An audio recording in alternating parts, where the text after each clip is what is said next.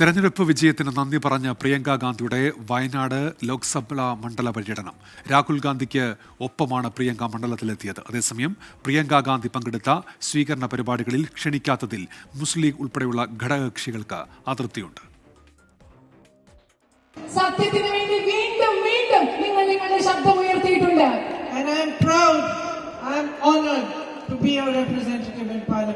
നിങ്ങളുടെ ജനപ്രതിനിധിയായി ഇന്ത്യൻ പാർലമെന്റിൽ ഇരിക്കാൻ എനിക്ക് അഭിമാനമുണ്ട്. ഞാൻ ആദരവായി അതിനെ കണക്കാക്കുന്നു.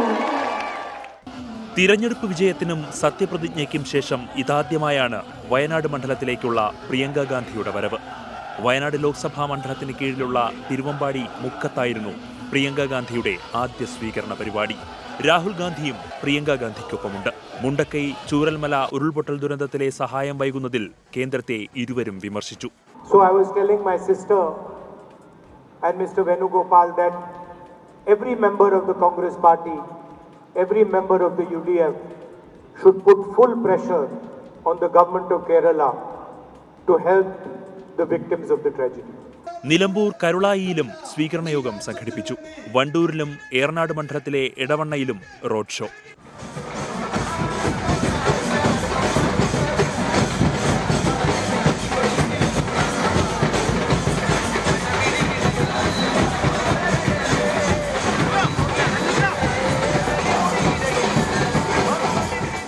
നാളെ വയനാട് ജില്ലയിലെ 3 നിയോജക മണ്ഡലങ്ങളിലും പ്രിയങ്ക ഗാന്ധിയും രാഹുൽ ഗാന്ധിയും എത്തും. ഇതിനിടെ പ്രിയങ്കയുടെ സ്വീകരണ പരിപാടികളിൽ ക്ഷണമില്ലാത്തതിനാൽ മുസ്ലിം ലീഗ് ഉൾപ്പെടെയുള്ള ഘടകകക്ഷികൾക്ക് അതൃപ്തിയുണ്ട്. എടവണ്ണയിലെ റോഡ് ഷോയിൽ മാത്രമാണ് സ്ഥലം MLAയും മുസ്ലിം ലീഗ് നേതാവുമായ PK ബഷീർ പങ്കെടുത്തത്. തിരഞ്ഞെടുപ്പ് പ്രചരണത്തിൽ മുന്നിൽ നിന്നവരെ തഴഞ്ഞെന്നാണ് വിമർശനം.